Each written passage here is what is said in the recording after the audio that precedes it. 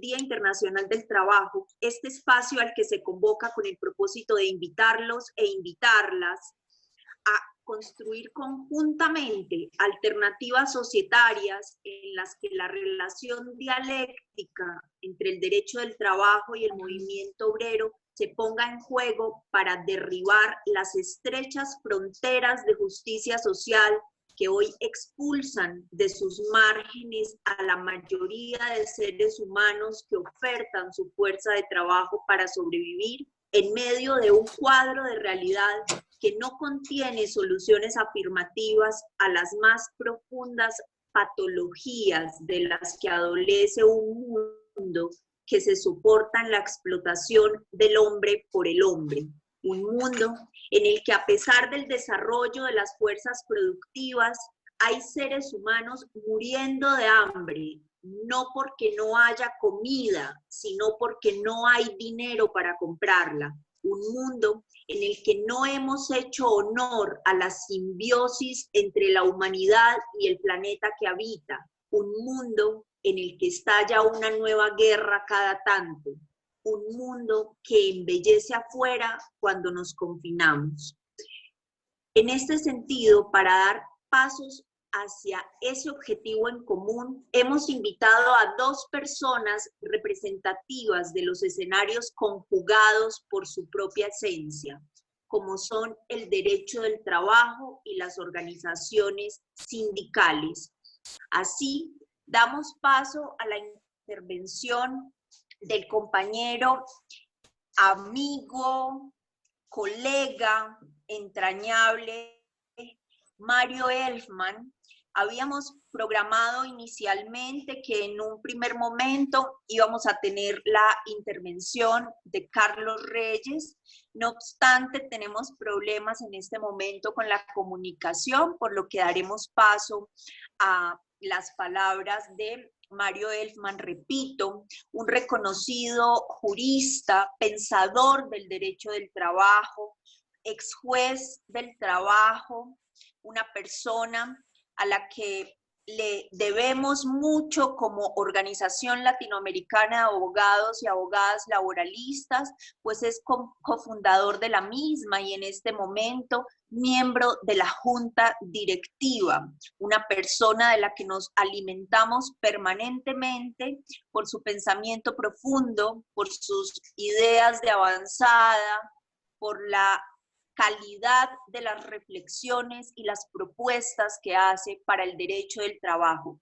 Mario, bienvenido, muchísimas gracias por acompañarnos, te saludo de corazón, con el afecto inmenso que te profeso y te recuerdo que tenemos 30 minutos para la intervención y después daremos paso al compañero Carlos, si ya ha podido solucionar los problemas técnicos, o de lo contrario, se abrirán los micrófonos para que los participantes que hoy nos acompañan, hasta el momento contamos con 50 personas de América Latina que están escuchándonos, para que hagan sus preguntas, reflexiones y propuestas de manera que podamos hacer de este un espacio ampliado que abone en la construcción de esas perspectivas de futuro que, por supuesto, nos ocupan, deben ocuparnos en estos tiempos. Te aviso, faltando 5 minutos para cerrar la intervención. Bienvenido. Adelante, Mario. Muchas gracias por la cariñosa presentación, Luisa. Pues haremos lo posible y te ruego no olvides ese aviso porque yo suelo pasarme de largo. El título de lo que pienso exponer hoy, que sabes tú que tuve que preparar con demasiada premura, es el derecho del trabajo en su laberinto pandémico. En realidad, en este momento estoy pensando que le podría poner un subtítulo. Vamos a quedarnos en el mantra de que nada será igual después del COVID-19. Ahora, ese nada igual, ¿significa algo mejor? ¿Significa algo peor? Veamos. Comienzo. Creo que es adecuado a las circunstancias plantearnos este macro tema en la fecha de recordación mundial del martirio de Chicago y de homenaje a trabajadores y trabajadoras. A ellas va dedicada esta exposición, privada de pronósticos certeros, porque no otra cosa permiten las circunstancias, su excepcionalidad y nuestras propias limitaciones. Mi punto de partida es el descrito por los representantes de las organizaciones nucleadas en la ALAL en el primer foro virtual realizado el 24 de abril pasado, me parece muy exitoso, y del que creo que surge una visión casi necesaria de la actualidad en cada uno de nuestros países en el marco del COVID-19. Las cuestiones que enmarcan el estado actual, momentáneo, de las relaciones sociales de trabajo en los diversos países. Solo me detendré en un aspecto genérico. Algunos de los estados de nuestro continente han optado por enfrentar los riesgos de la pandemia por una política sanitarista y, al menos en su exposición, solidarista. En el otro extremo hay gobiernos que asumen demencialmente la pérdida de millones de vidas como precio de una hipotética actividad económica sin restricciones. Para un solidarismo estatal es evidente que se carece en nuestro medio de recursos para dedicarle una porción suficiente, eficiente, del PBI, como pueden hacerlo países centrales del sistema que fabrican sus dólares. Y eso veda salidas intrasistémicas en el espacio de la dependencia. Para priorizar una política sanitarista cuya táctica con sustento científico en el achatamiento de la curva de contagios y de privilegio de la defensa de la vida sobre el economicismo neoliberal y su criminalidad, es preciso acotar a límites extremos todos los componentes de las relaciones económicas con una incidencia enorme y negativa en las relaciones sociales del trabajo con eje en el empleo, naturalmente tanto público como privado. A las taras de un sistema capitalista en sus formas históricas quizás más degradadas, que son las del imperio de capital financiero internacional y globalizado, en alianza o vínculo estrecho con las mafias y sus conductas, se añaden, y el argentino es un lamento nacional, la asfixia letal de la deuda y del napalm económico, social y político, dejado en su funesto experimento de fusión de poder real y formal por el paleoliberalismo macrista. Solo entonces podremos cuantificar el daño que tenemos que reparar desde una perspectiva solidarista. Pero como el capitalismo pudo y aún podrá asumir diversas formas en sus etapas de desarrollo e involución, corresponde reconocer que ninguna de ellas ha intentado, ni intentará, llegar a ser solidarista. Dicho de otro modo, un capitalismo solidarista es un oxímoron. Ninguna de las mutaciones del virus capitalista le han quitado, no han menguado el carácter específico de reproducción ampliada del capital sustentado en la plusvalía. Esta en la explotación del trabajo humano, que nunca ha dejado de ser la única mercancía cuyo valor de uso es infinitamente superior a su valor de cambio. El sustento ideológico, donde aquí sí lo ideológico es equivalente a falsa conciencia, ha sido y aún sigue siendo criterio rector el de la configuración. Perdón. ¿Hay una interrupción? No. Bueno, sigue siendo el criterio rector, decía, el de la configuración de una centralidad social del trabajo dependiente y su forma aparente, la bien caracterizada por André Gorz como sociedad salarial en extinción o en decadencia irreductible.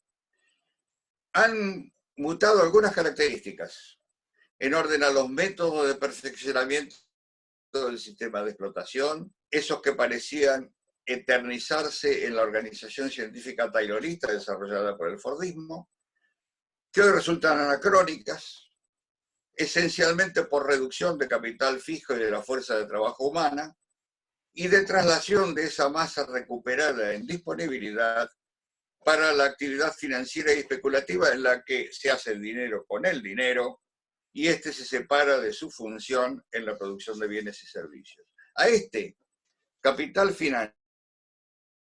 financiero y a su sistema de referencia inmediato, que es el bancario, y el mediato, que es un sistema tributario regresivo, y al último, que es el saqueo patrimonial de los pueblos y de los países mediante la fuga de divisas y las prácticas mafiosas, no se le exige ni que sea solidarista, ni que coopere con el Estado a su servicio para que éste cumpla con tal función. El otro solidarismo, el de soporte estatal presupuestario, enfrenta un panorama no menos complicado si está sujeto a la lógica del propio sistema. Y no solamente porque la hipotética reconstrucción de una malla o un tejido de protección social requiere de plazos mucho más dilatados que la derrota política formal de un modelo neoliberal, sino porque se requerirían condiciones sumamente diversas de la afirmación dogmática de un combate unidos al enemigo invisible que nos autogenera una situación de orgullo como pueblo, como para usar frases típicas del lenguaje gubernamental capitalista retórico. Es obvio, sin ingresar a análisis macroeconómicos y a sus reglas de juego, que las cuantiosas sumas a invertir se financian por dos únicas vías posibles, descartando una situación argentina es absurdo. La de la pura y simple emisión monetaria o la modificación sustancial y urgente del sistema presupuestario, el fiscal, el tributario, el financiero, el bancario. Y todo ello en un escenario en que las mejores previsiones, por ejemplo la de la CEPA, consideran un piso fácilmente superable, un 6% anual de reducción del Producto Bruto, con topes que bien pudieran alcanzar al 15% según los países, las capacidades de producción y de consumo en sus fronteras. Si está claro, mía no va a volver a la normalidad por mucho tiempo y sin primaveras a la vista. Seremos parte de ese mínimo previsto por CEPAL de 11 o 12 millones de nuevos desempleados en Latinoamérica y el Caribe, con una pobreza por ingresos y por condiciones de vida que se incrementará en no menos de 30 millones de personas. La Universidad Católica Argentina en estos días ya cuantifica en un 45% del universo humano el estado de pobreza estructural para mi país, dentro del cual crece desmesuradamente el de indigencia. ¿Qué hacer? Con la porción que a cada país nos toca en ese panorama en condiciones de agotamiento de la globalización mercantil, de congelamiento de fuentes regulares de obtención de divisas, de proteccionismos internos de las economías dominantes en estado similarmente crítico. Y antes de interrogarnos acerca de qué condiciones harían posible esa transformación del sistema presupuestario reconstructivo, conviene advertir que para las clases y capas dominantes o portadoras de su ideología, antes pasará un camello por el ojo de la aguja que una carga impositiva afecte a la excesiva riqueza o a una porción ínfima de esa riqueza. Álvaro García Linera, una figura del pensamiento de izquierda marxista de esencia latinoamericana, que repartió teoría y responsabilidad política en dosis no alcanzadas por otros intelectuales, publicó una muy atractiva nota que se llama Pánico Global y Horizonte Aleatorio, que tomo en su versión en nodal.com del 21 de abril pasado. Y en sus párrafos finales sostiene lo siguiente en orden a las conclusiones prospectivas de su análisis. Me voy a permitir leerlas. El mundo está atrapado en un vórtice de múltiples crisis ambientales, económicas, médicas y políticas que están licuando todas las previsiones sobre el porvenir. Y lo peor es que ello viene con un inminente riesgo de que se impongan soluciones en las que las clases subalternas sean sometidas a mayores penurias que las que ya se toleran hoy. Pero la condición de subalternidad social o nacional tiene en ese torbellino planetario también un momento de suspensión excepcional de las adhesiones activas hacia las decisiones y caminos propuestos por las élites dominantes. El desasosiego planetario por la fragilidad de horizontes a los cuales aferrarse es también de las creencias dominantes, con lo que el sentido común se vuelve poroso, apetente de nuevas certidumbres. Y si ahí es el pensamiento crítico ayuda a formular las preguntas del quiebre moral entre dominantes y dominados, ayuda a visibilizar las herramientas de autoconocimiento social, y entonces es probable que en medio de la contingencia del porvenir se refuerce aquel curso sostenido en las actividades de la comunidad, la solidaridad y la igualdad, que es el único lugar donde los subalternos pueden emanciparse de su condición subalterna. Solo así, el horizonte que emerja, sea el que sea, o tenga el nombre que quiera dársele, será propio, el que la sociedad es capaz de arriesgar todo lo que hasta acá somos. Estas son palabras de García Linera. Parece casi imposible separar esta conclusión básica de García Linera sin formular las dos cuestiones. Una, las clases dominantes ya no pueden sostener y reproducir su sistema de explotación. Carecen de toda posibilidad de ampliarlo y llevarlo a un nuevo paroxismo. Dos, los de abajo decididamente quieren, están dispuestos y disponen del arsenal reivindicativo, ideológico y político para modificarlo, arriesgando todo lo que hasta acá somos, como decía García Linera, o no llegaremos a ser.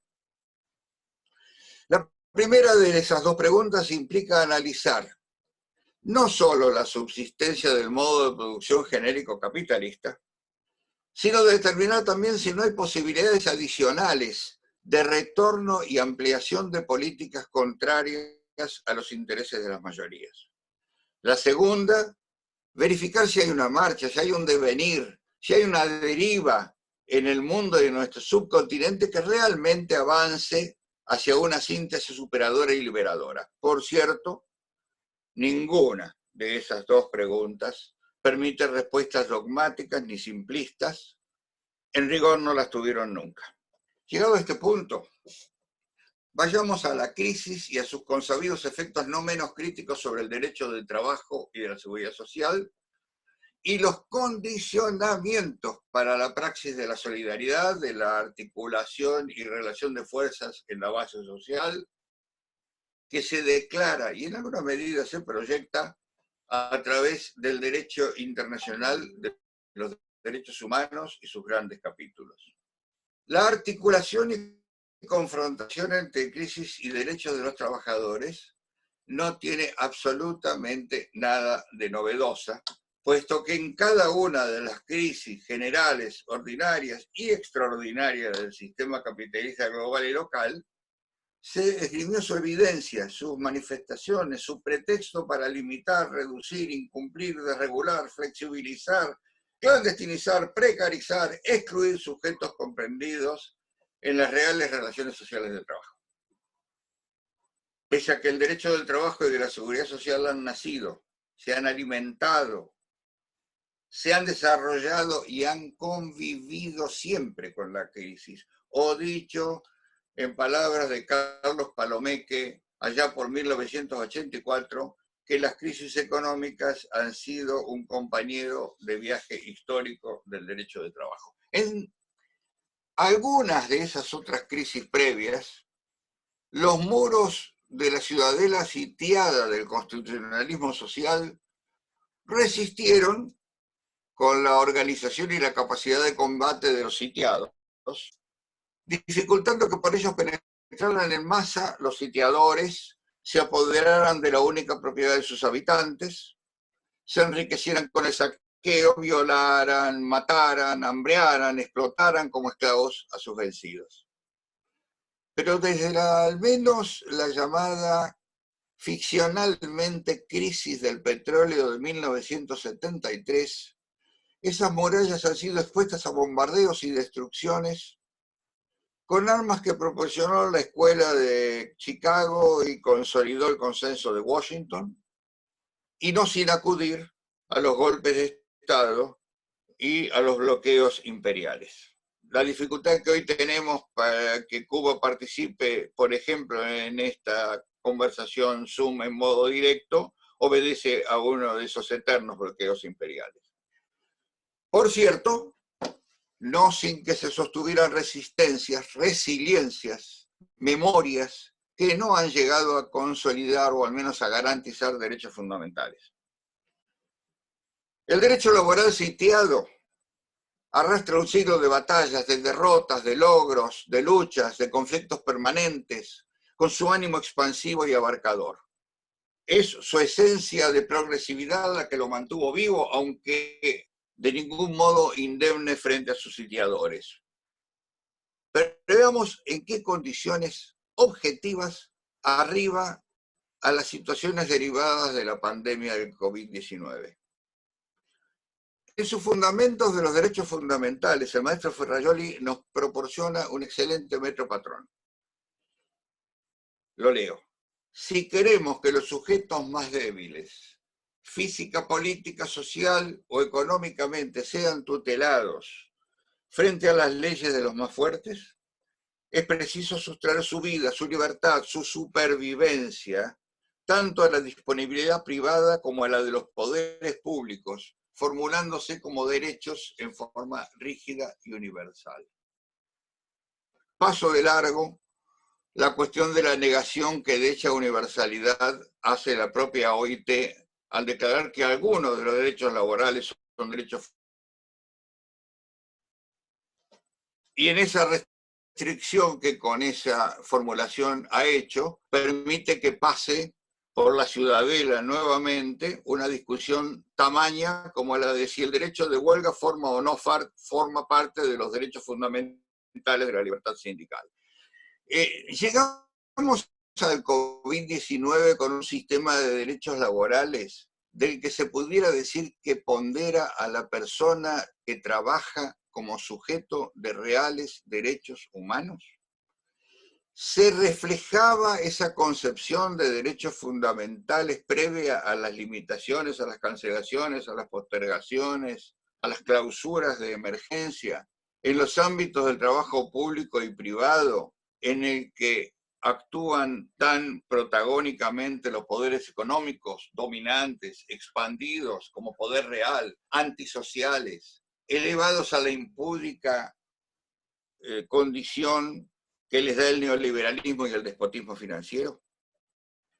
Por laborioso que haya sido ese combate social, el jurídico que lo acompañó y acompaña, en defensa activa y militante de los derechos de la clase trabajadora, en Latinoamérica se replica constante e implacablemente la restricción y cancelación progresiva de esos derechos, tanto como de sus espacios objetivos y subjetivos de vigencia. Para un universo que se exhibe en constante expansión, el derecho laboral y el de la seguridad social se hallan en contracción permanente.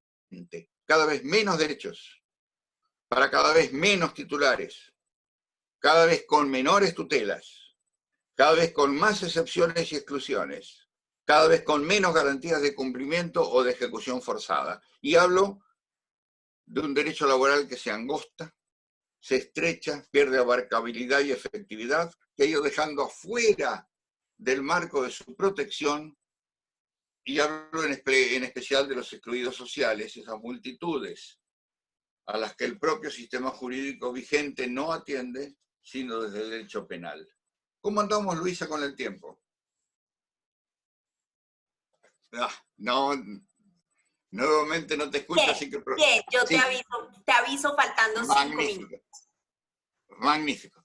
Llegamos entonces al COVID-19 con nuestra propia pandemia a cuestas. Para la del COVID-19 todavía no tenemos vacunas, no tenemos terapias salvadoras. Para la del derecho de trabajo tenemos una medicación que al menos nos muestra un horizonte. Esa medicación se llama derechos humanos, que si acudimos a la Convención de Viena de 1993, son bandera de universalidad, de indivisibilidad, de interdependencia, y que deben ser tratados en forma global y en pie de igualdad, sin pleno, sin semipleno empleo.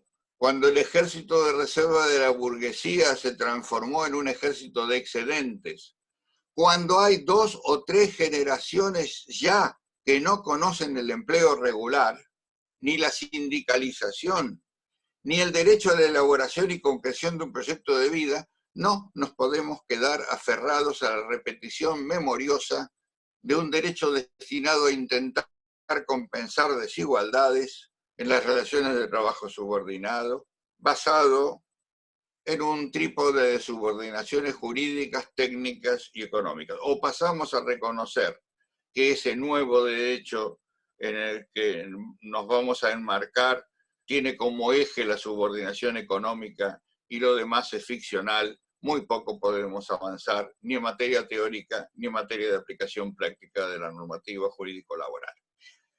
¿Cómo superar la segmentación entre el sector formal y el precarizado, y entre ambos y el liso y llano desempleo, en el que no hay valorización?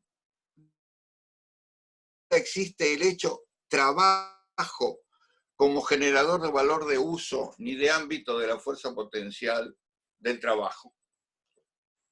Evidentemente hay que elaborar nuevas vías de salida. Poner en cuestión los dogmas de la centralidad social del trabajo, fundamentalmente del trabajo dependiente, y de una sociedad salarial en la que una alta proporción de esos asalariados no alcanza las condiciones mínimas y dignas para su propia subsistencia. Repensar el trabajo humano, transitar el camino hacia distintas formas de inserción de la fuerza de trabajo en nuevos proyectos sociales, en nuevas prioridades que contemplen asignaciones básicas universales, que exigen a su vez otras categorías jurídicas, como un derecho de inclusión social paralelo y en buena medida superador.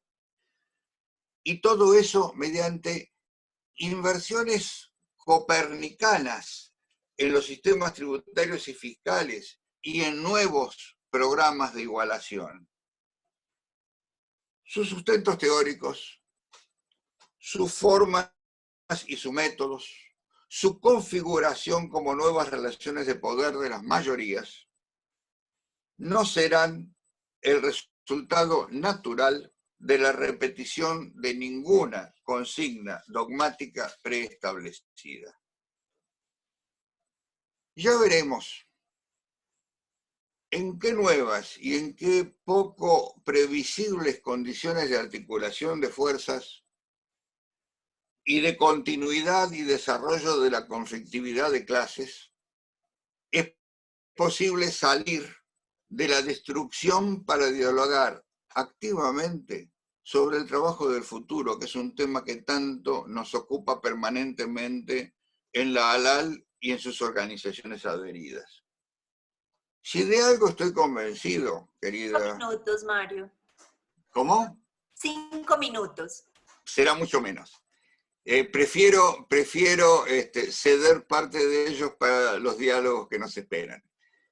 Pero si de algo estoy convencido, y esto sí va acabando la exposición, es de la inutilidad de aquellos planteos simplistas de vuelta al pasado, a la hipótesis de un estado de bienestar sobrevalorado y a su función ideológica encubridora en el capitalismo contemporáneo. El optimismo histórico, como siempre, queda depositado en la voluntad y en la unidad de acción de los pueblos. Pero que no nos sorprenda que el Ulises de un ejército que aparenta estar en retirada disponga de un ingenio tan destructor como el caballo de Troya. Porque también eso puede suceder si no recogemos el mensaje homérico y le volvemos a abrir las puertas de la ciudad, que es lo que ya está sucediendo en buena parte de nuestros escenarios.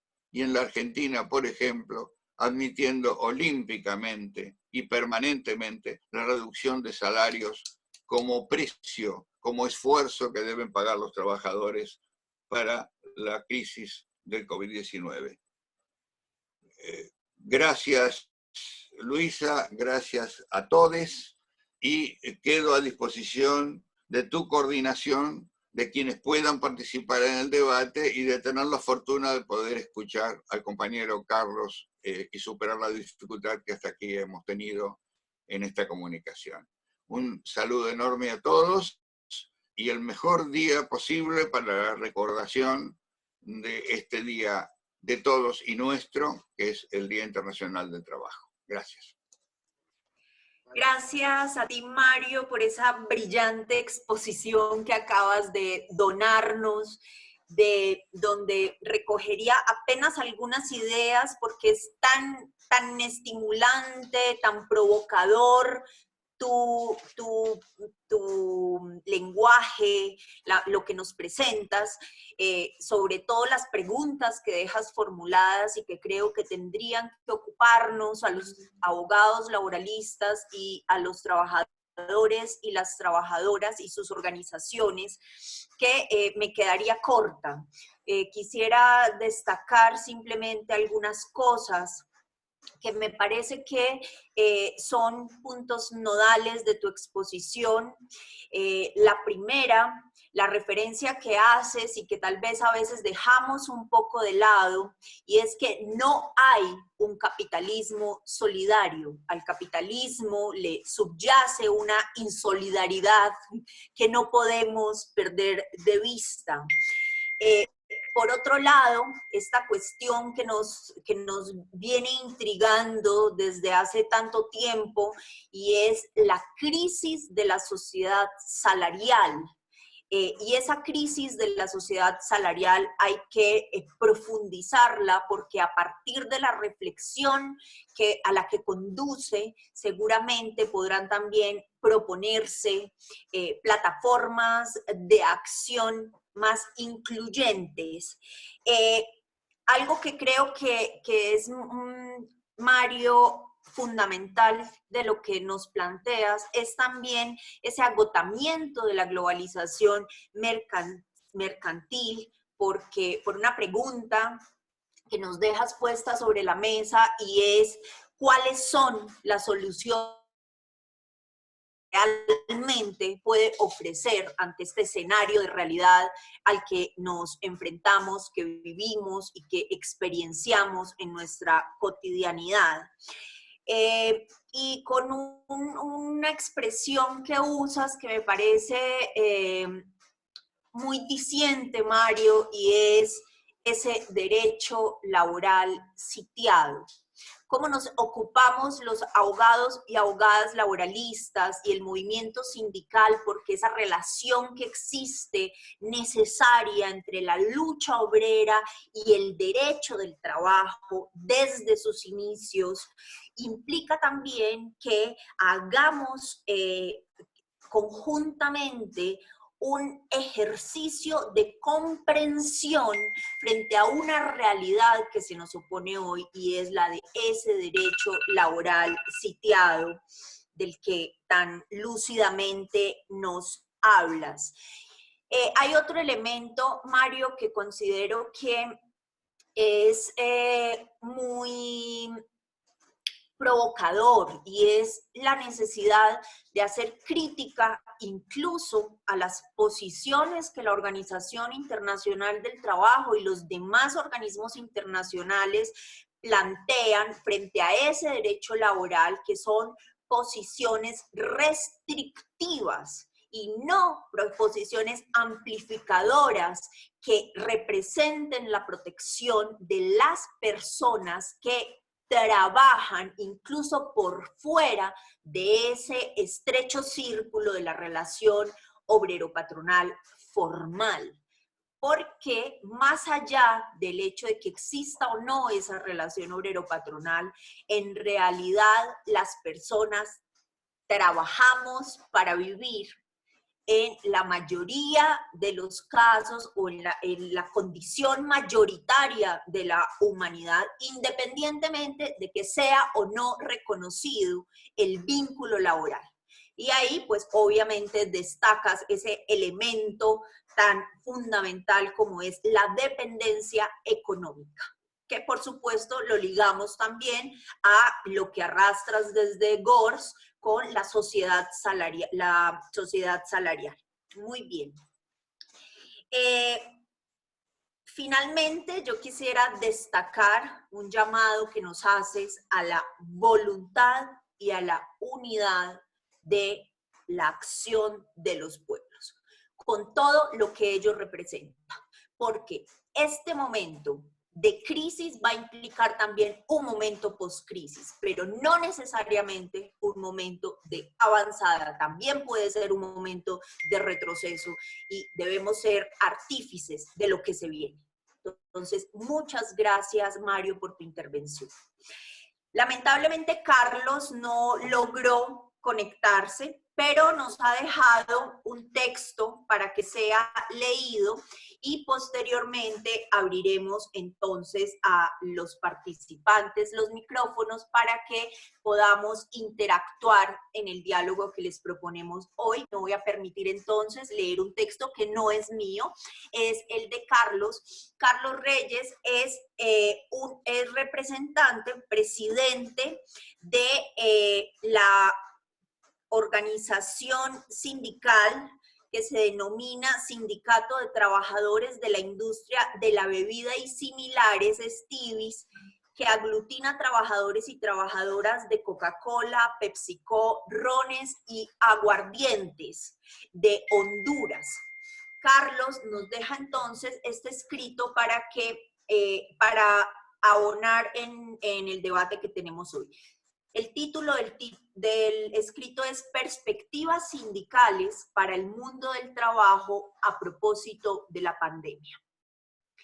Las pestes han estado ligadas a determinadas condiciones sociales, sanitarias y ambientales que en determinadas condiciones históricas ha vivido la humanidad.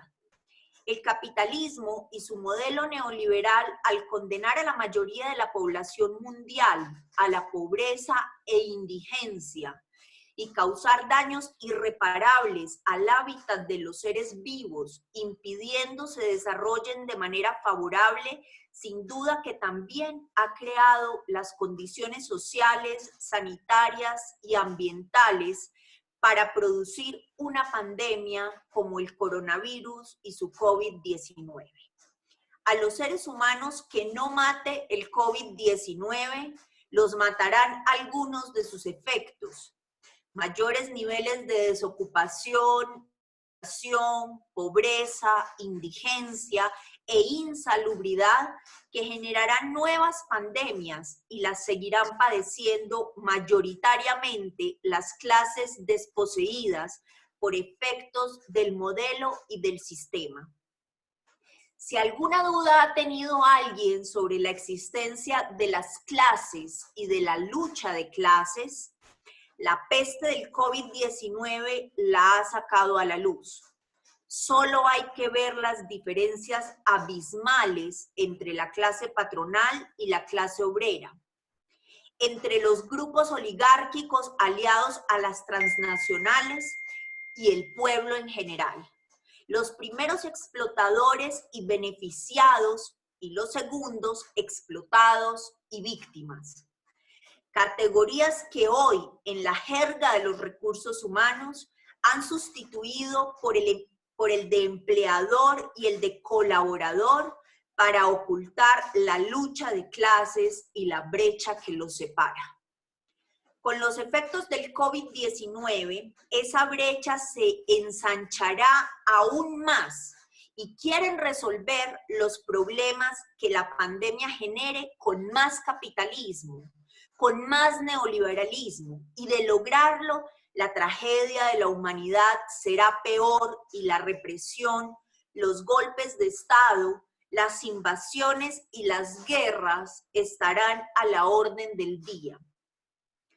Por todo esto, la lucha de clases es objetiva, es independiente de nuestra voluntad, pero la esconden y más en las relaciones obrero-patronales.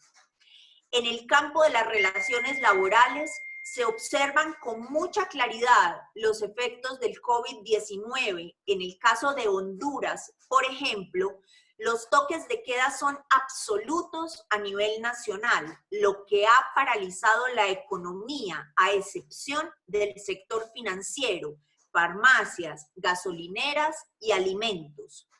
En los demás sectores no se labora ya por 6 semanas y se permite alguna movilidad diaria en función del último número de la tarjeta de identidad. Como esos toques de queda implicaban quedarse en casa, el régimen, para congraciarse con los patronos, emitió un acuerdo a través del cual los trabajadores y los patronos, para no salir afectados, debían compensar el tiempo de quedarse en casa, anticipando vacaciones, firmando acuerdos que legalizaría el ministro de Trabajo.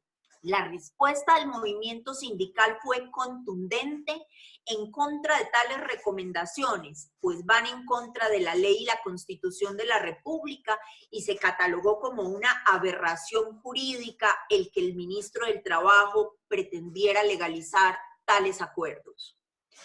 Fracasado ese intento, apareció el ministro de Trabajo por acuerdo entre los maquiladores y el dictador, presentando al Congreso el proyecto de decreto número 33/2020 llamado Ley de Aportación Solidaria. Se le advirtió al ministro de Trabajo que si la aprobaban, se estarían promoviendo que los empresarios presentaran solicitudes de suspensión de labores sin responsabilidad para las partes por varios meses, y automáticamente se autorizaría el decreto al ministro de Trabajo, en el decreto al ministro de Trabajo, a aprobarlas a cambio de entregar a cada trabajador durante 3 meses $240, de los que los patronos aportarían 100 y el gobierno 140. La ley la aprobó el Congreso desoyendo la oposición de las centrales obreras. Las solicitudes de suspensiones de trabajadores llegaron a raudales al Ministerio del Trabajo. Hasta el momento han recibido solicitudes de suspensión para más de 125,000 trabajadores, más los incalculables despidos de trabajadores permanentes y temporales que avalan desde el Congreso con leyes antiobreras como la de empleo temporal por horas. A 6 semanas de toques de queda absolutos desde varios sectores del capital, surge el llamado urgente a la apertura, alegando hipócritamente que es una medida para proteger el empleo. Hoy se ha demostrado con más crudeza que solo los trabajadores somos los que producimos riqueza. ¿Por qué no llaman a los capitalistas a producir? En cada país centroamericano se presentan situaciones distintas por los distintos niveles de la pandemia y las condiciones sanitarias existentes. En la post-pandemia no todo será igual y los escenarios en cada país serán distintos para el movimiento sindical. Pero la correlación de fuerzas, si no se logra detener que la crisis la resuelvan con más neoliberalismo, se inclinará cada vez más a favor de los patronos que a favor de los trabajadores. El coronavirus no acabará con el capitalismo, con él solo acabará la lucha de clases en su máxima expresión, la revolución social. El coronavirus sí puede contribuir al colapso definitivo del neoliberalismo. Decimos en el manifiesto del 1 de mayo de Estivis que es obligatorio seguir luchando, en el caso de Honduras, por, primero, restablecer el Estado de Derecho con un pacto social que democratice la sociedad en lo económico, social y político, recordando que solo como región centroamericana superaremos nuestro atraso y dependencia, rescataremos nuestra soberanía, el ideal morazánico, bolivariano y martiano. Segundo, que se respete el derecho a la libre sindicalización y negociación colectiva, haciendo realidad el principio que todo trabajo permanente debe ser realizado por trabajadores permanentes. Respeto a la estabilidad laboral, prohibir la tercerización y derogar la ley de trabajo por hora. Tercero, que para salud de nuestra economía y que no caiga la capacidad de consumo de los trabajadores, el Ministerio del Trabajo no debe autorizar las suspensiones de trabajo y que los empresarios paguen los salarios durante los toques de queda. El Estado debe contribuir con ese pago. 4.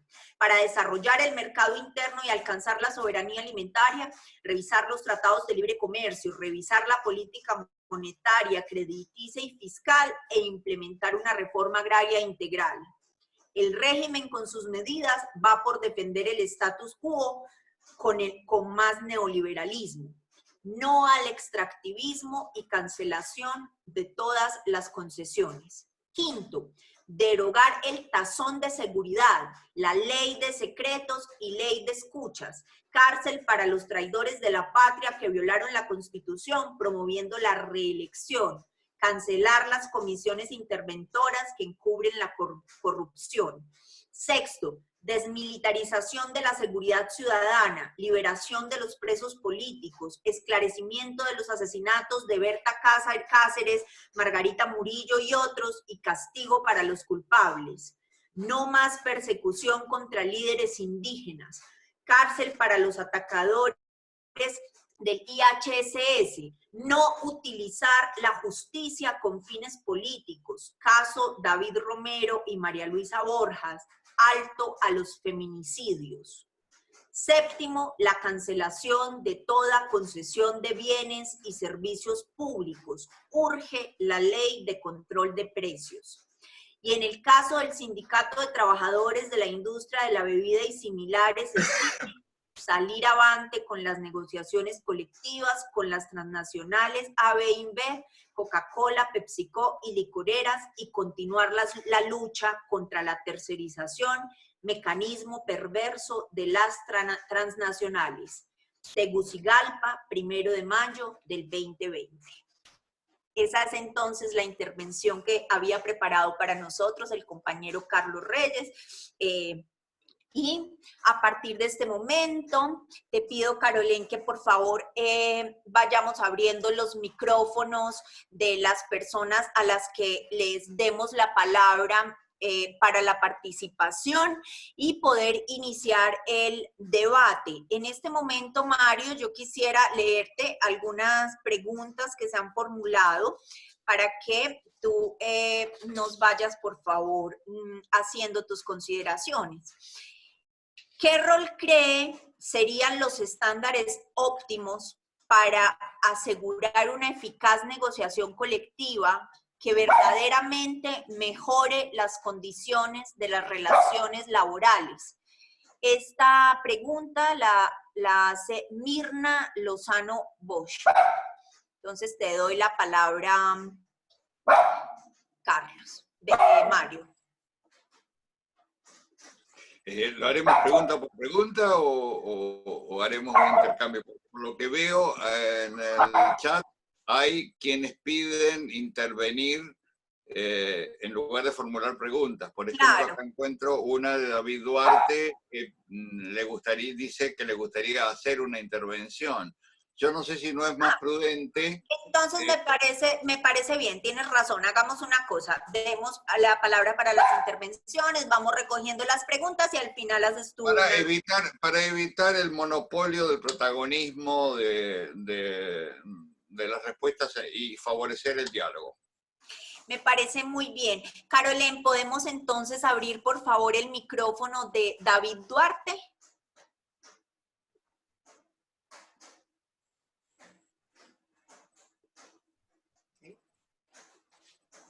Ahí, David. Hola, ¿me David. escuchan? Te escuchamos, adelante. ¿Qué tal? Buenos días.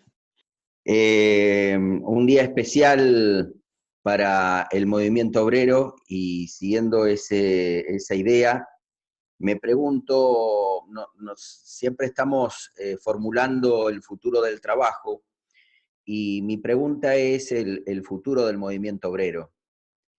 El movimiento obrero organizado puesto en acción, porque nosotros que somos pensadores de la realidad y vinculados al derecho, estamos acostumbrados o estructurados a lo que nos da la norma dada por una superestructura de pensamiento ya prefijado para el capitalismo, y mis dudas es cuál es el futuro de las organizaciones obreras.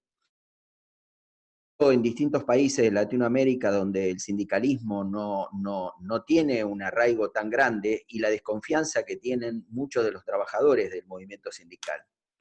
Es decir, cómo recuperar esa confianza por parte de los trabajadores.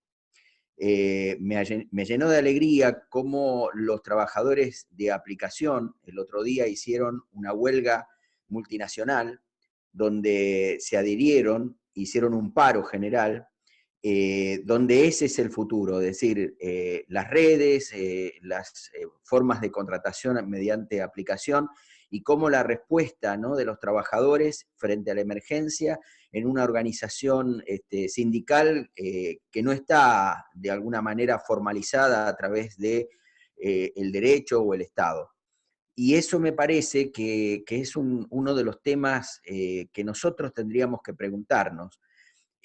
Primero, cómo generar confianza en los trabajadores en que solo el movimiento obrero organizado es el que puede dar respuesta hacia futuro. Esa es una primera pregunta que me hago y que me hago, digamos, desde el lugar de quien piensa el derecho. Pero también me gustaría saber qué piensan los dirigentes sindicales, más aquellos que se resignan a esta sociedad sitiada, a esta sociedad laboral sitiada. No es porque la cuestión pase solamente porque la sociedad salarial se va perdiendo, porque en definitiva se va transformando en realidad. ¿Y cuál es el futuro del trabajo? Va a ser el futuro del capitalismo. Entonces la pregunta me parece que debiéramos formularnos de cuál es el futuro del movimiento obrero organizado. Eso es lo que me genera mayor inquietud. Gracias. Muchas gracias, David. Como siempre, muy profundas tus reflexiones. Por favor, Carolén, ¿podemos abrir el micrófono de Richard Humberto? Richard, tienes la palabra, por favor, para tu intervención. Esperemos que te abran el micrófono. Todavía tienes el micrófono cerrado.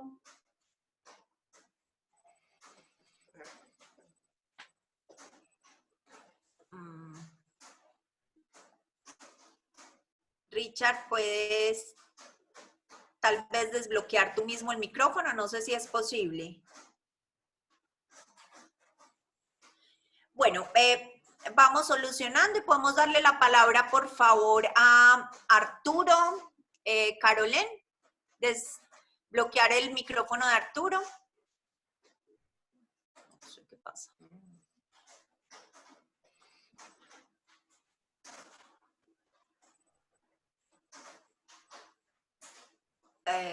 Arturo, ¿puedes desbloquear el micrófono? Está habilitado para desbloquear. No sé, hola. Ah, hola, hola Arturo. Adelante, ahí te estamos Luisa, escuchando. Te estamos escuchando.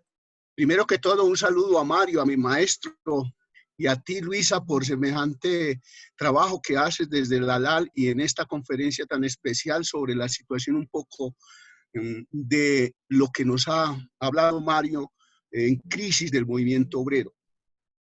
Yo tendría dos preguntas a Mario y a ti, Luisa, un poco para mirar el qué hacer en el movimiento obrero. Desde la segunda o tercera internacional, el movimiento obrero ha tenido algunas divisiones, entre ellos algunas aburguesaciones o aburguesamiento de dirigentes sindicales, que ha hecho que no haya una unidad de acción frente a las luchas obreras. Hoy, con este virus, ¿qué podríamos hacer para hacer esa unidad efectiva? Y teniendo en cuenta que hay mucha división dentro del movimiento obrero. No solamente en Colombia, sino en todos los países se encuentra esa división. Y hoy, por lo menos, el movimiento obrero en Colombia no alcanza al 3%. ¿Cómo hacer que eso se aumente hacia la lucha obrera? Es más o menos la pregunta que quiero. ¿Qué hacer cuando un movimiento está en una debilidad tan fuerte por el aburguesamiento de muchos dirigentes sindicales, inclusive de personas que a veces uno cree que están con la clase obrera, pero que en su actuar hacen cosas diferentes? Esa sería mi pregunta, Luisa, y muchas gracias. Gracias, Arturo, por tu intervención. Voy a leer una pregunta que tenemos aquí en el chat, que la formulan de la siguiente manera. Es esta una de esas épocas de la vida y la historia en la que la calamidad y la ruina se instalan. Los poderes establecidos, sus valores, instituciones y medios materiales no sirven para resolver el problema y son los trabajadores los que ponen con su intervención revolucionaria la solución y salidas que enfrenta la humanidad. Es la pregunta que nos formulan. Voy a darle la palabra a, ay, ¿qué se nos hizo el compañero que estaba levantando ahora la palabra, la mano, perdón? Se me perdió. Bueno, que ya le habían dado le habían abierto el micrófono.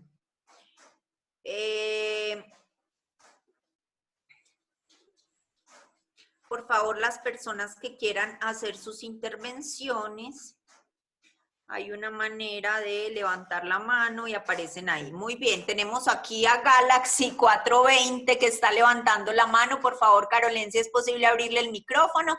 No dice el nombre. Y se prepara Gabriela Lameña.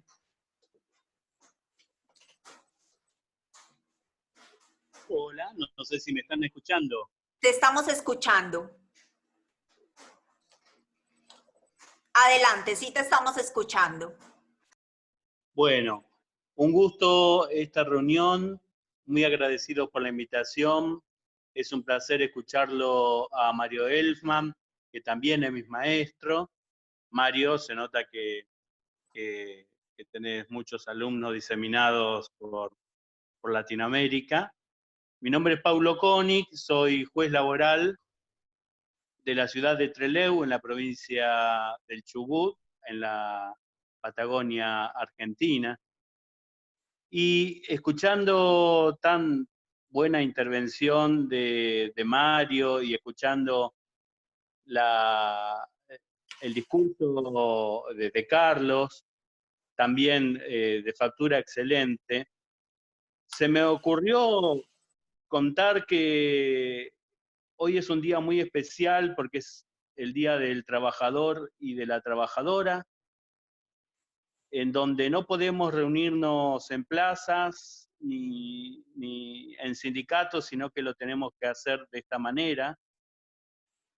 Y más especial es en la provincia del Chubut, en donde hay un conflicto con los trabajadores estatales desde por lo menos febrero de 2018, en que se comenzaron a pagar los salarios con atraso y en tandas. Y con una provincia devastada y en una situación de muchísima precariedad por parte de todos los trabajadores y todas las trabajadoras. Es en ese marco donde se da la crisis del coronavirus. Entonces, y es en ese marco donde se da la celebración del Día del Trabajador. Entonces, nos encontramos con una situación realmente compleja y con la característica que en el día de ayer, en esta ciudad de 100.000 habitantes, nos hemos encontrado con que tenemos el primer caso comprobado de coronavirus. Entonces, toda la dificultad para dar una respuesta a esta situación de precariedad, en el marco de un gobierno que desde el punto de vista formal dice que se prohíben los despidos y las suspensiones, y que sería solamente de aquellos trabajadores que están registrados, que representa un porcentaje mínimo del universo de los trabajadores, pero que en los hechos, la realidad es que es ese mismo Estado el que homologa y da fuerza de ley acuerdos por los cuales se establecen despidos, se establecen suspensiones y se acuerdan reducciones de salarios. Es decir, hay un doble discurso que, en relación a lo que decía Mario, confirma aquello de que es muy difícil o imposible, un oxímoron, Estado capitalista en donde vivimos pueda dar efectivamente una solución solidaria para los trabajadores en esta coyuntura o en cualquier otra. Así que nos encontramos con esta situación y con las dificultades para movilizarnos y como para reclamar por los derechos en contra de esta flexibilización laboral de hecho. No obstante ello, y para terminar, por aquello de que si vos contás cómo se vive algo en tu aldea, estás contando lo que ocurre en el mundo, ¿no? Hace pocos días, ante estas reducciones de salarios pactadas entre sindicalistas burocráticos y las empresas, tuvimos aquí en la provincia del Chubut, en la Patagonia Argentina, una importante movilización de trabajadores textiles que aún arriesgando su salud y hasta su vida, salieron a las calles en contra de esa disminución salarial. Cosa que me parece importante y que entiendo que marca un camino en relación a a qué hacer que planteaba otro colega también sobre el tema de la burocracia sindical o de las divisiones de los dirigentes sindicales, no así de los trabajadores. Bueno, eso es lo que quería manifestar, agradecer a la ALAL esta actividad y a los panelistas y por supuesto a Luisa que también está conduciendo este encuentro. Feliz día, si cabe, para los trabajadores y trabajadoras. Muchas gracias. Muchas gracias, colega. Vamos con Gabriela Lameña, pero me permito leer antes, se prepara por favor José Luis Ronconi, y me permito leer antes una pregunta que nos formula Diego Martín Tosca. Buen día a todas y todos. Soy abogado laboralista de Argentina. Felicitando a Mario Elfman por su brillante intervención, le formulo dos preguntas puntuales. Primero, si la gran cantidad de medidas de apoyo al trabajo y la producción que el Estado argentino está implementando no constituye una política que contradice su afirmación de que un capitalismo solidario es un oxímoron. Y segundo, si estima que en este estado de situación resulta válida alguna concesión del ingreso de los trabajadores en salvaguarda de fuentes de trabajo, violentando así el principio de ajenidad en los riesgos. Muy bien, escuchemos entonces a Gabriela. Carolina, ya. Buenos días, ¿me escuchan? Sí, te escuchamos. Buenos días, Gabriela, tienes la palabra. Me gustaría felicitar a los oradores. Soy abogada laboral brasileña, entonces, en caso mi español no sé muy bueno, discúlpeme desde ya. Me gustaría saber ¿cuál sería una buena salida para los países latinoamericanos que mitigan las relaciones con sus hermanos, también latinoamericanos, como el caso de Brasil, y están a merced de los Estados Unidos? ¿Cuál sería una posible salida para un gobierno genocida, que es claramente el caso de Brasil, donde la población trabajadora es totalmente precaria y sumergida en el discurso meritocrático y liberal, donde los propios trabajadores salen a las calles clamando pelo derecho de trabajar, cuando el Estado debería promover políticas públicas para que la población permanecesse en casa, en la seguridad. Entonces, ¿cuál sería una posible salida para transformar ese pensamiento y fortalecer la clase trabajadora y hacer con que el Estado promova políticas para la clase? Gracias. Muchas gracias a ti, Gabriela. Vamos a dar la palabra a José Luis Ronconi, pero antes me permito leer una pregunta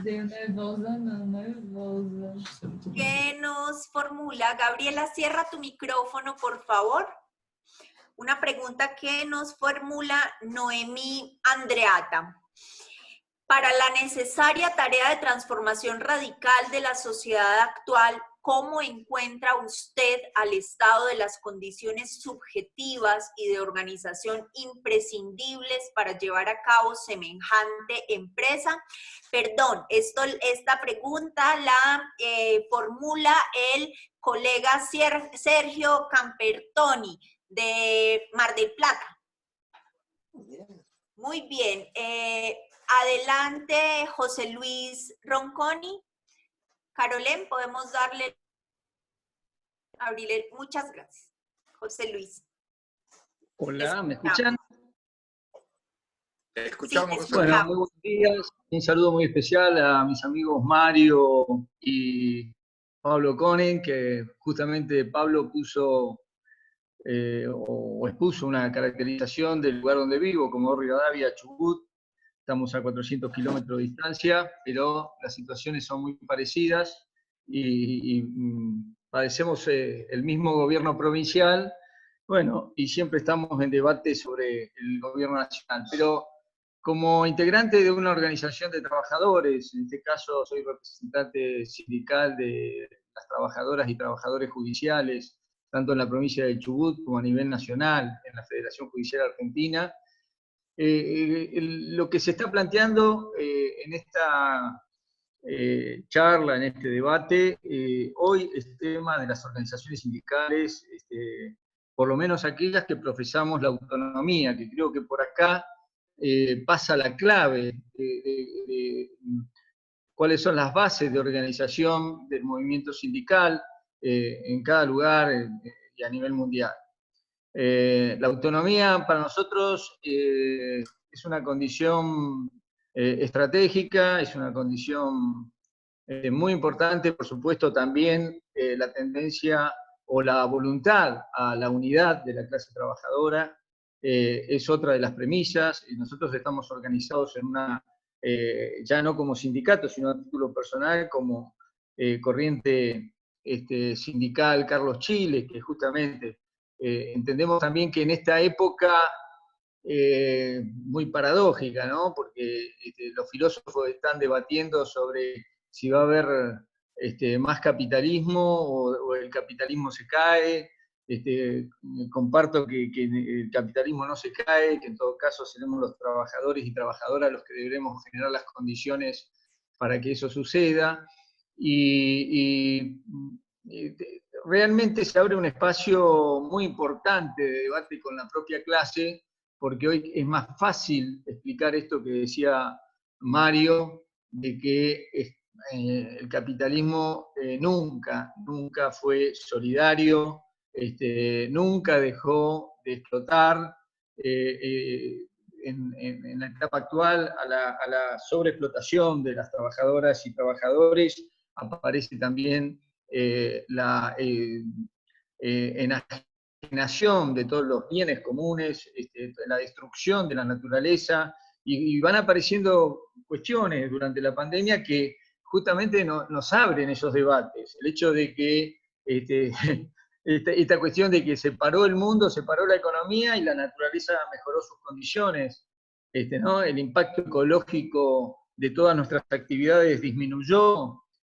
Bueno, todo esto hoy es más fácil debatirlo con la clase y yo creo que acá puede haber un salto en la conciencia, ¿no? Nosotros en las crisis que hemos tenido muchas veces escuchábamos de nuestros dirigentes que no había posibilidades de conducción consciente del proceso y de una respuesta también consciente de la clase para avanzar hacia procesos que no se quedasen en reformismos y avanzaran hacia ser revolucionarios.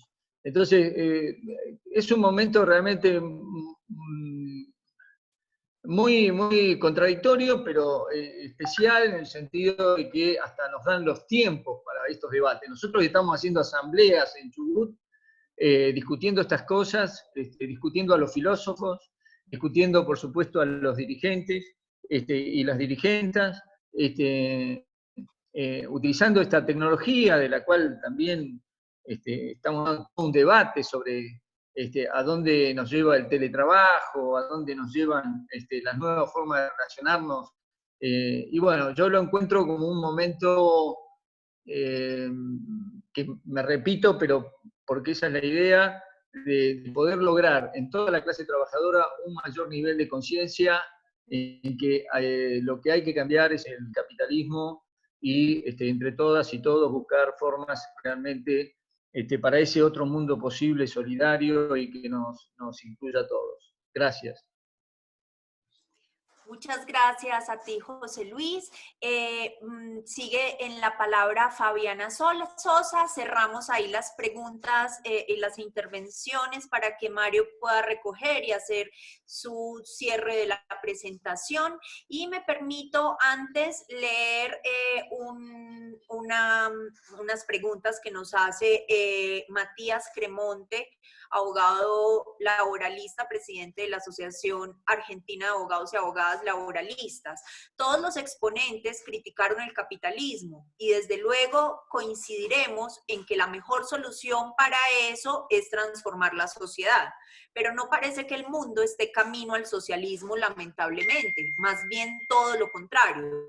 ¿Cómo hacemos entonces para que este Estado dé respuestas y amplíe la protección si es imposible que ese camello pase por el ojo de una aguja, como dice Mario, en alusión a la imposibilidad de modificar los sistemas tributarios regresivos o siquiera de establecer un impuesto extraordinario a la riqueza? ¿Cómo crear un derecho de inclusión social sin las relaciones de fuerza necesarias para eso? ¿Es posible siquiera transformar las condiciones de vida generales sin que los trabajadores y sus organizaciones sean protagonistas? Si los trabajadores pelean por sus salarios, ¿están soñando con un capitalismo humano o es una consecuencia natural de la sociedad en la que viven? Muy bien. La palabra. Carolén, por favor, gracias. Te escuchamos, Fabiana. Todavía tienes cerrado el micrófono. A ver, ¿ahora? Ahora, ya te escuchamos. Ahora? Sí, Sí. ahí está. Bueno, buenos días. ¿Qué tal, María Luisa, Mario? Un placer, amigos, escucharlos en este día especialmente. El nuestro de escucharte a ti. Gracias. Y un saludo especial a todos y a todas en este día que nos conmueve. Yo, como era de esperar, tenía que poner el ojo desde la Comisión de la Mujer Trabajadora que integramos en la Asociación de Abogados y Abogadas Laboralistas de Buenos Aires, y en base a un par de comentarios les dejo dos preguntas al final, ¿no? Desde que la OMS declaró el COVID como pandemia, bueno, desde el mundo se adoptaron diferentes medidas y políticas para afrontar esta situación de emergencia sanitaria, pero según los datos que venimos relevando desde distintas organizaciones, ONU Mujeres inclusive, a nivel mundial el 70% del personal de atención médica y sanitaria y servicios sociales está compuesto por mujeres, lo cual pone en evidencia que están afectadas en forma desproporcionada por esta situación. En Argentina, el 86% de las personas empleadas en este sector de cuidados, que incluye también al sector sanitario, también son mujeres. Por otra parte, que se implementó, al menos en nuestro país, en algunos supuestos, con la precariedad que esto atrajo por lo intempestivo, que tampoco está plenamente regulado, sumado a la suspensión de clases decretada en las escuelas con los niños y niñas en las casas, más el cuidado de las personas dependientes o adultos mayores que recaen, según los datos que podamos ver, mayoritariamente sobre las mujeres, puso en evidencia algo de lo que venimos hablando, que es una crisis en los cuidados, multiplicando las tareas del hogar, que siguen estando también mayormente sobre las mujeres de las casas, niñas en algunos casos, que a su vez están expuestas a mayores situaciones de violencia doméstica y laboral también, quienes han salido a trabajar en actividades esenciales, de lo cual nos dan muestra numerosos ejemplos, ¿no? Entonces, al encontrarse las mujeres en esta primera línea de emergencia, también están mayormente expuestas a mayores riesgos de contagio, inclusive en mayores situaciones de informalidad laboral, con una disminución en el disfrute y defensa de sus derechos laborales, ¿no es cierto?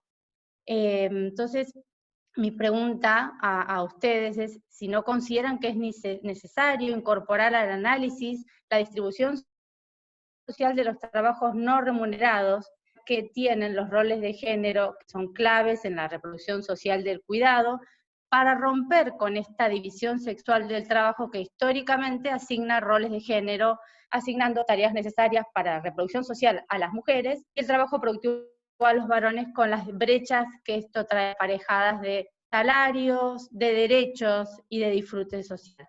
Entonces mi pregunta es si no consideran que desde los sindicatos y desde el derecho del trabajo podríamos hacer algo para acelerar el camino hacia la igualdad que creo que todos y todas tanto estamos queriendo. Muchas gracias. Gracias a ti, Fabiana, siempre reivindicando los derechos de las mujeres trabajadoras. Dije que la última intervención era la de Fabiana, pero tenemos a la compañera Laura Tizenbaum pidiendo la palabra. Vamos a cerrar con esa intervención. Por favor, Carolén, abrimos el micrófono de Laura y ya le damos entonces vía libre a Mario después de esta intervención. Muchas gracias. Laura, adelante, te escuchamos. Gracias, Luisa. Gracias, Mario. Como siempre, un placer escucharte. ¿Se me escucha? Sí, sí.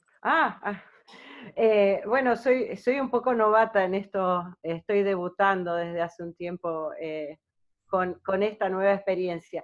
Y en realidad esta nueva experiencia me ha generado muchos interrogantes, porque creo que esto de la pandemia vino para quedarse en muchos aspectos, y en el ámbito del trabajo particularmente, que es el sector que a mí me preocupa, porque hoy nos enfrentamos a que utilizamos los medios telemáticos para todas las actividades públicas, privadas, medios de comunicación, expansión, que son muy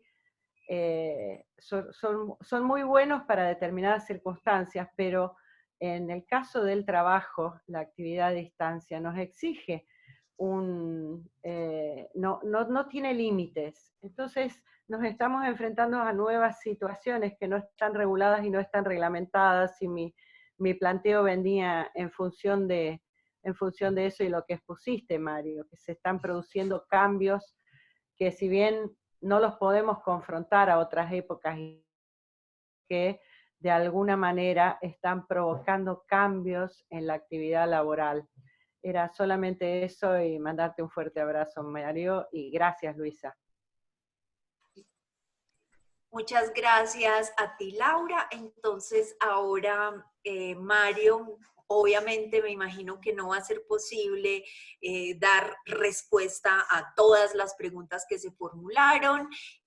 No todo fueron preguntas, también reflexiones que nutrieron este debate de manera maravillosa, pero te ruego el favor de intentar abarcar lo que fue formulado como inquietud de las personas que nos acompañaron. Entonces, adelante, Mario, tienes la palabra.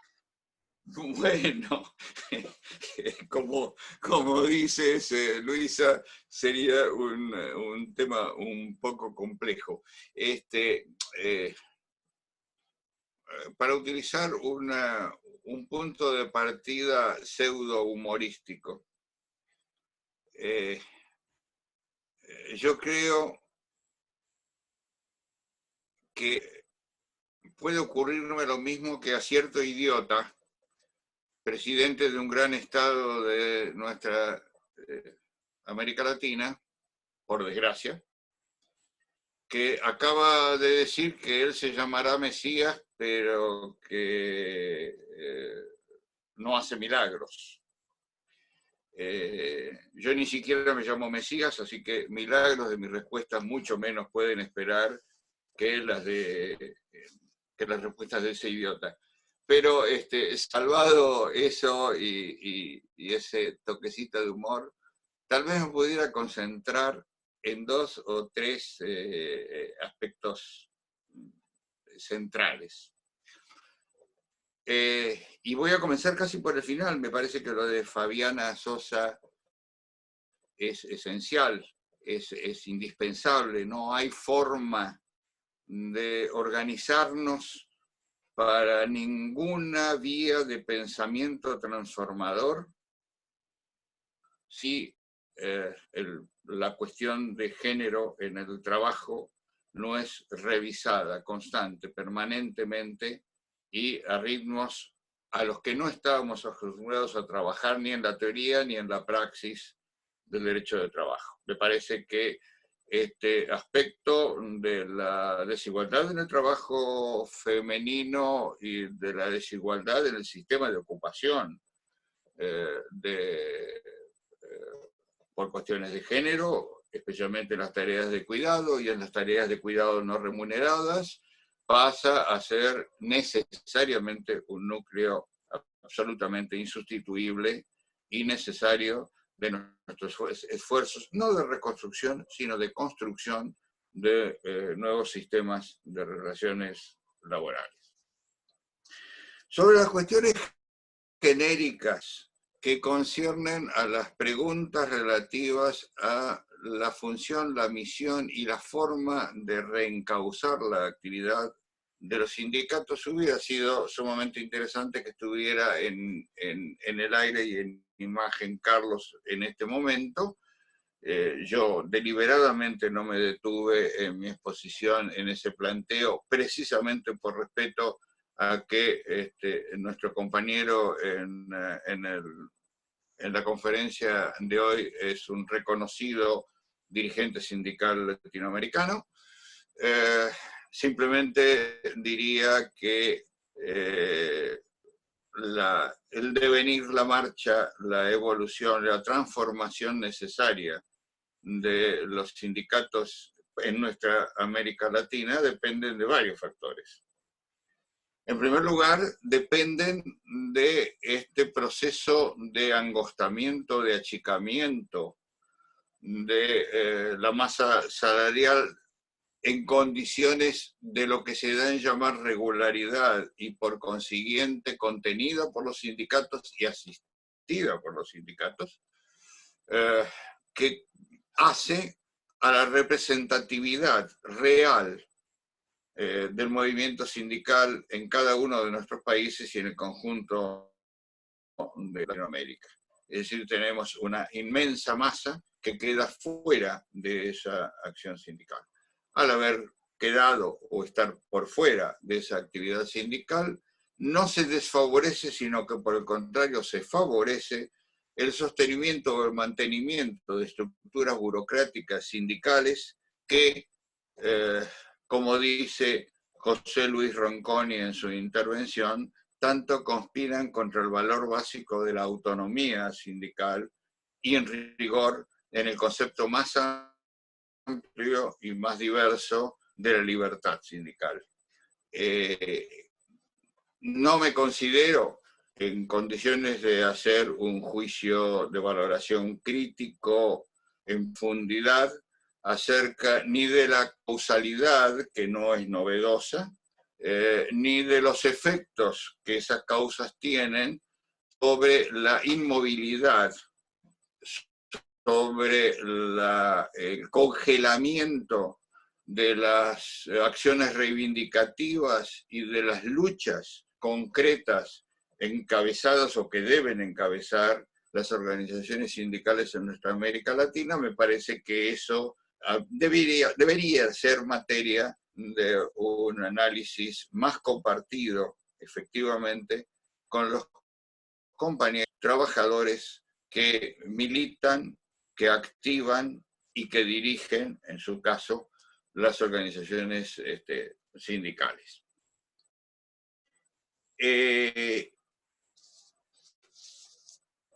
Hay una pregunta de el compañero Tosca que me parece que merece que nos detengamos un segundo en ella. Él dice, sí, mi planteo acerca de la incompatibilidad entre el capitalismo o el Estado actual, la etapa actual del capitalismo dominada por esa dictadura financiera internacional,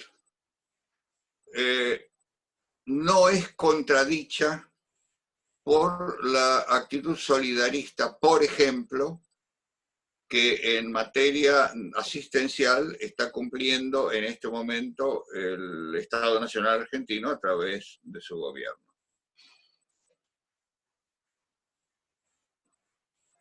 No tengo una respuesta definitiva para Tosca sobre ese punto. Me parece que el esfuerzo se está haciendo en base a una desesperante fabricación de moneda nacional en un país que no tiene acceso en este momento a financiamiento internacional y que, a diferencia de los Estados Unidos, por ejemplo, no puede darse el lujo de fabricar dólares.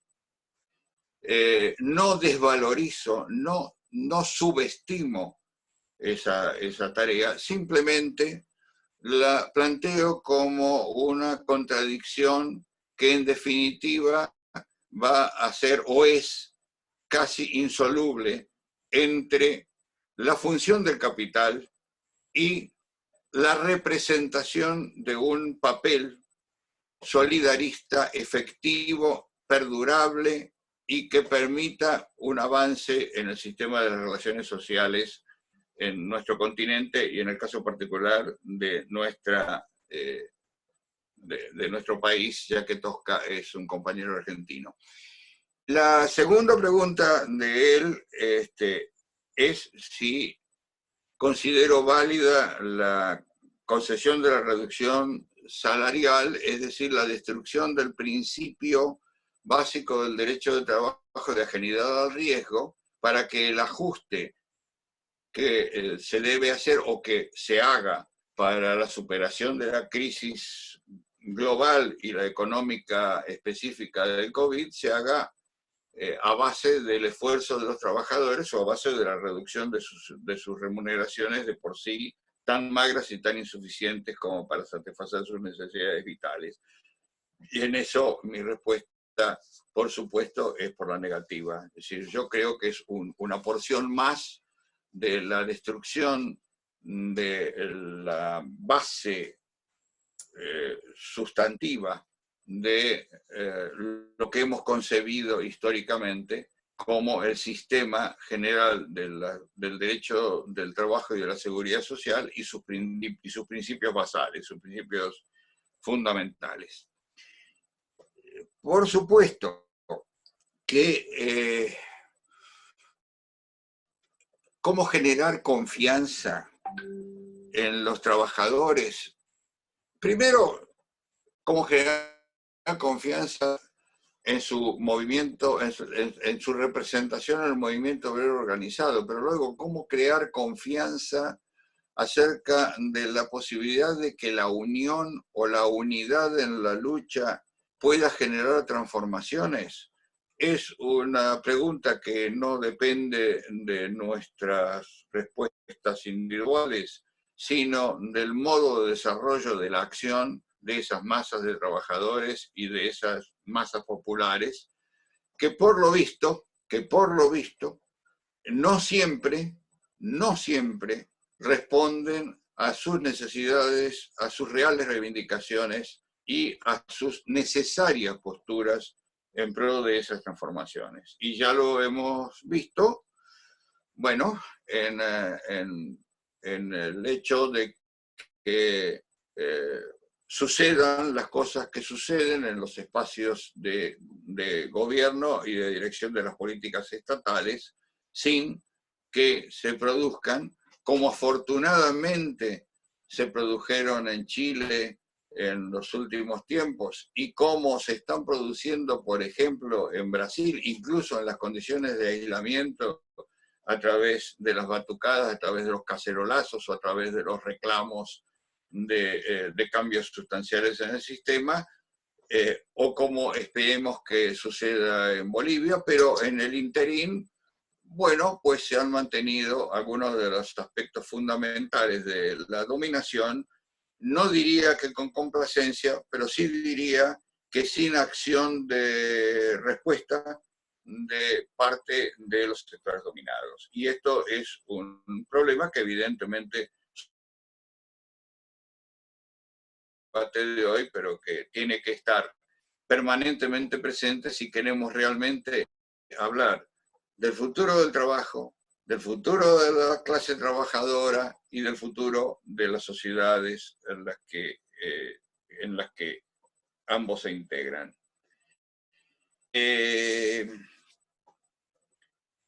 Por supuesto queda pendiente para todo eso, o una vez discutido todo eso, cuál es el futuro del derecho del trabajo. Tú sabes, Luisa, y saben los compañeros que me conocen o que me hacen el honor de apreciarme, que tengo algunas posiciones personales, algunas fueron sintetizadas en mi exposición, acerca de la necesidad de ampliar la esfera del derecho al trabajo, así como de ampliar la concepción de la clase y de la conflictividad de clases.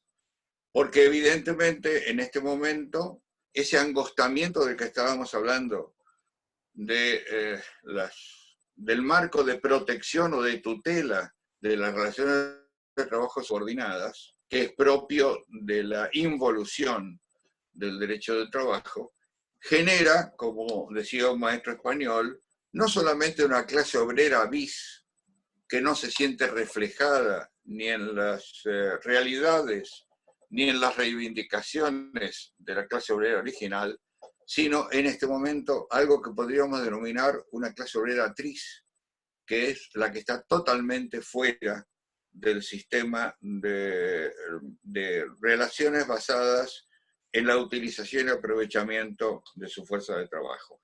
Me parece que todo esto nos rebalsa, nos supera, a mí personalmente, por supuesto, me supera para esta intervención. Creo que el diálogo ha sido mucho más rico que lo que podíamos suponer a partir de mi intervención y de la excelente síntesis ideológica que de ella ha hecho nuestra querida coordinadora, pero sería impotente para hacer más casuismo en la sistematización de las preguntas para la sistematización de las respuestas. No sé si con esto doy suficiente réplica, si así es posible.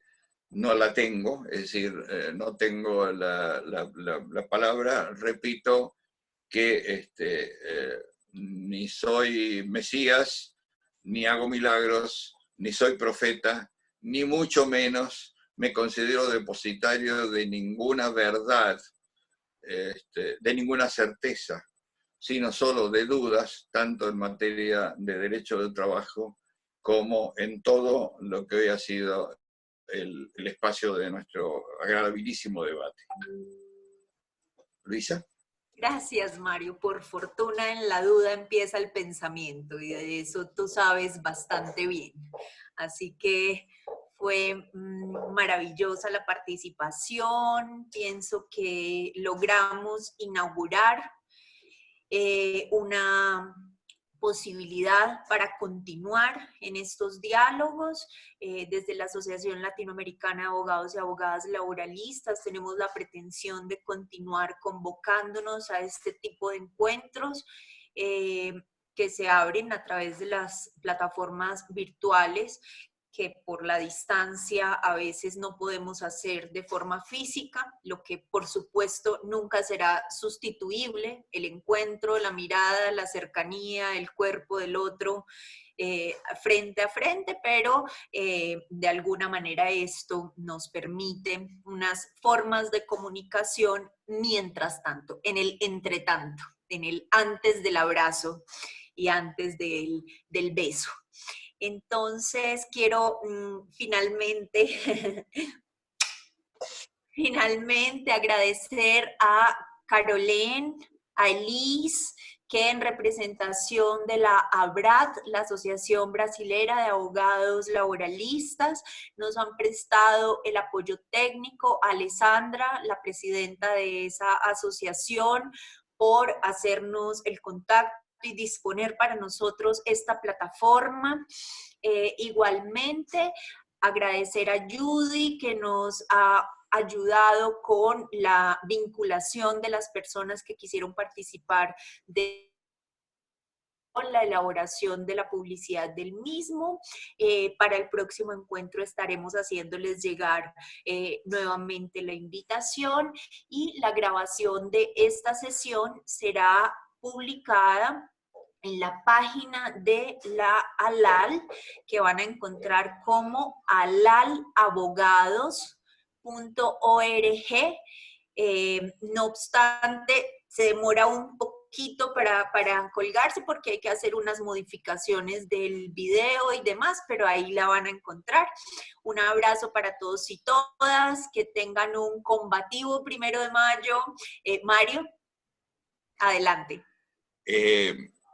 Entre tanto, eso pueda suceder, es decir, pueda estar en mi web de la ALAL, yo voy a darle una forma escrita a mi intervención, incluso ampliada. La voy a poner a disposición de quienes deseen tenerla, especialmente pensando en esa situación de aislamiento por bloqueo que tienen nuestros queridos compañeros y amigos cubanos, integrantes, por otra parte, con su sociedad de derecho laboral cubana en la Unión de Juristas de Cuba de nuestra Asociación Latinoamericana de Abogados Laboralistas, pero naturalmente la enviaré a la ALAL para que en el interín pueda, si hay interés en ello, ser divulgada provisoriamente y con incluso con mayor amplitud de contenidos. Bueno, una vez más, muchísimas gracias por haberme invitado. Muchísimas gracias a todas las compañeras y compañeros que han colaborado para el buen éxito de esta tarea. No puedo decir feliz Día de las Trabajadoras y los Trabajadores. Puedo decir que esta actividad ha sido parte de lo que nosotros entendemos como jornada de lucha por las reivindicaciones y los derechos de las trabajadoras y los trabajadores de todo el mundo, y en particular de nuestra querida América Latina y el Caribe. Muchísimas gracias, Luisa, por todo, y a todas las demás compañeros que han participado. Sí, Mario, muchas gracias por todo tu cariño y disposición. Me olvidaba de decir eso, y es que las intervenciones que hemos venido provocando a través de estos encuentros se van a hacer también, a sintetizar en textos escritos que serán también publicados en la web de la LAL.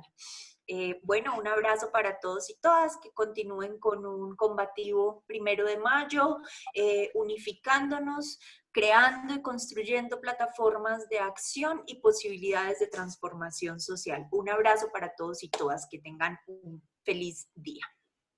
Chao, chao.